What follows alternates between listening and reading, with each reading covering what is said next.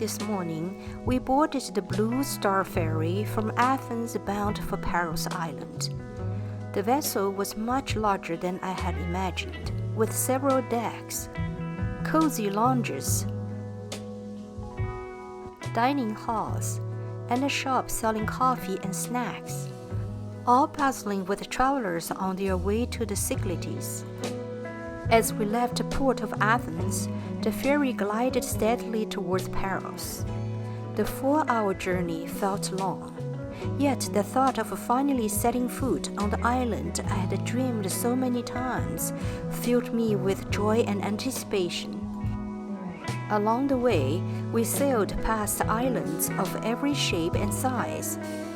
I learned that Greece has over 6,000 islands and islets, though the exact number depends on how one counts the rocks and the tiny outcrops. Of these, only about 227 are inhabited. Waves shimmered in the sunlight, curling around the ship's sides and the stern. A gentle sea breeze brushed our faces, cool, salty, and full of promise. And then voila, we arrived in Paros. Our hotel, though close to the island's capital, Parykia, was nestled in a quiet, peaceful setting. From our balcony, we could see the deep blue of the Aegean Sea stretching into the horizon. After checking in, we couldn't wait to take a leisure walk to Parykia and explore the island's vibrant capital. The first thing that caught our eyes was a gleaming white windmill, a proud landmark and an enduring symbol of the island's traditional beauty. Built amphitheatrically around its harbor, Parykia radiates the charm of Cycladic architecture.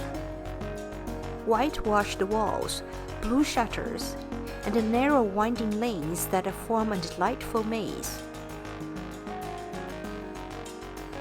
It's the island's cultural and commercial heart, where life moves at a gentle, sunlit pace. By the seafront, small boats bobbed softly on the turquoise water, while people lounged dreamily on the beach, and the children laughed and played along the shore. The seafront promenade was lined with countless restaurants, tavernas, cafes, and bars.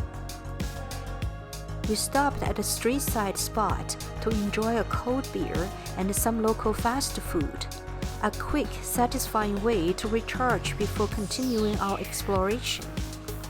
Our next stop was the monastery of Panaya Ektantapaliani, one of the best preserved Paleo-Christian monuments in Greece. The original church, built in the 4th century AD, was a 3-aisled basilica. Its name, Ekatokapiliani, means the church with the 100 doors. According to legend, the church has 99 visible doors, and the mysterious 100th will open when Hagia Sophia in Constantinople becomes Orthodox again. The Ekatantapiliani complex includes the main church dedicated to the Virgin Mary, along with 3 inner chapels. The church is revered as the protector of Paros, and its icon of the Virgin is believed to be miraculous. We also hoped to visit the Paros Archaeological Museum, but luck wasn't on our side. It had already closed for the day at 3:30 p.m. As evening approached, we returned to the seaside promenade and found a charming restaurant for dinner. The fresh seafood was simply delicious, rich in flavor and perfectly cooked.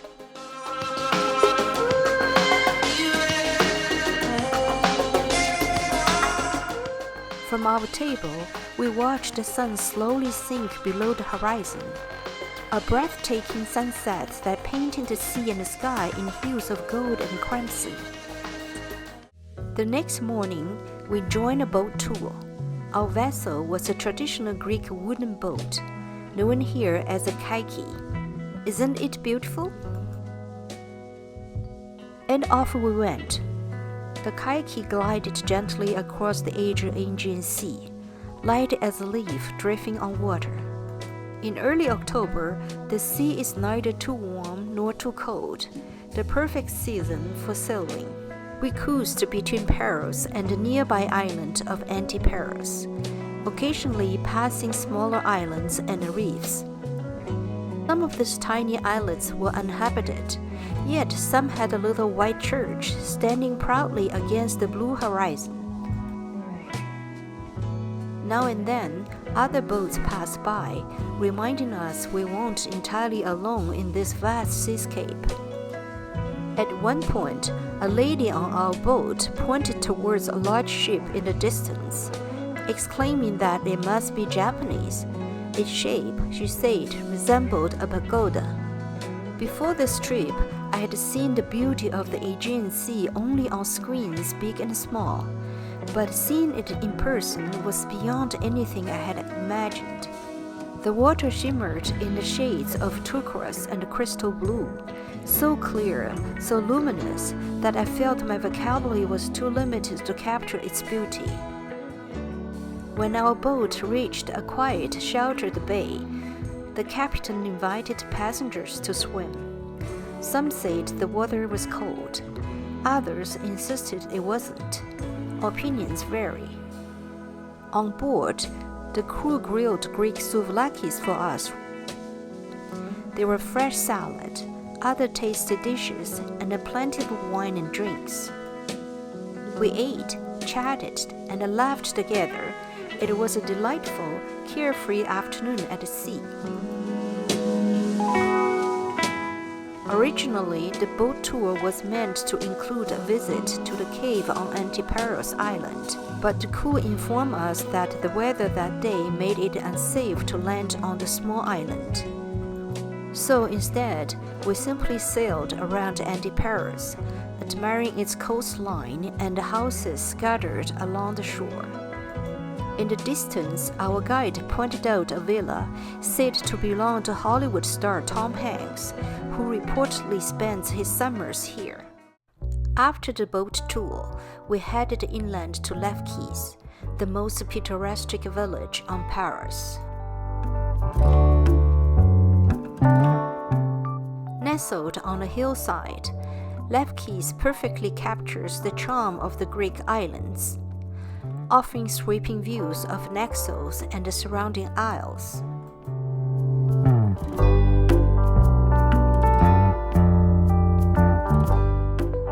The village is small but enchanting, with narrow alleys, quaint cafes, and the graceful Holy Trinity Church standing proudly in its center. As the evening fell, we lingered in Lefkis for a delicious dinner, savoring the quiet beauty of the village as the lights came on and the day slowly faded into night. When in Paros, a visit to Naousa is a must. This picturesque fishing village lies in a wide bay on the island's northern coast, and is often considered one of the prettiest villages in the Cyclades. Naousa is built around a tiny charming harbor where colorful fishing boats, the traditional kaikia, are moored side by side. In the warm sunshine, fishermen cleaned their freshly caught fish and laid them out to dry, while the air along the dock carried a gentle scent of salt and sea. Not far away, the remains of an old Venetian-style castle stand proudly by the water, adding a touch of mystery and romance to the scene. Let's take a closer look.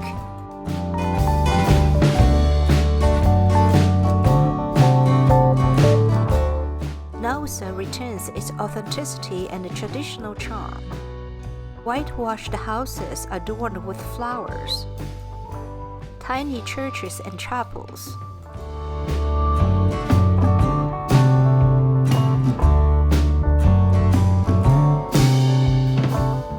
and narrow stone-paved lanes that twist and turn like a labyrinth.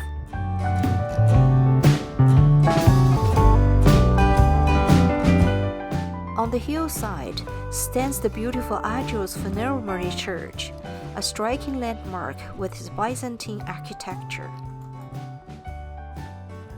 From here, we enjoyed a breathtaking view of the fishing village below, shimmering under the bright Aegean sun. Naousa offers a wide variety of restaurants, each inviting in its own way. In the end, we returned to the seaside promenade, found a cozy spot by the water, and enjoyed a leisurely meal. The perfect way to end the day with good food, gentle sea breezes, and a view that was pure serenity. Following our driver's recommendation, we made our way to Paros, a charming traditional village on the eastern side of Paros. The moment I stepped into this little village, I was captivated by the sight before me. Wow, these were the most vibrant bougainvillea I had ever seen. Their bright pink blossoms spilled over whitewashed walls and blue shutters, creating a scene straight out of a dream. I couldn't help but wonder, were the houses built to complement the flowers, or were the flowers planted to match the houses? Either way, the harmony between them was perfect. The few minutes we spent in Paros felt like stepping into a living watercolor painting, vivid, serene, and full of charm. And now, I certainly have plenty of new material for my screen wallpaper. Leaving Paros, we made a brief stop in Piso Levity, a tranquil seaside village on the island's east coast. It's known for its sandy beaches, crystal clear waters, and the lively waterfront tavernas. Our driver mentioned that the ice cream shop on the main street was owned by his sister, and that everything there was made with natural ingredients. Of course, we had to try it. The ice cream was delicious. Our final stop was Aliki, a peaceful fishing village on the southwest coast of Paros. Known for its calm atmosphere, golden beaches, and excellent food, Aliki offers a true taste of authentic island life.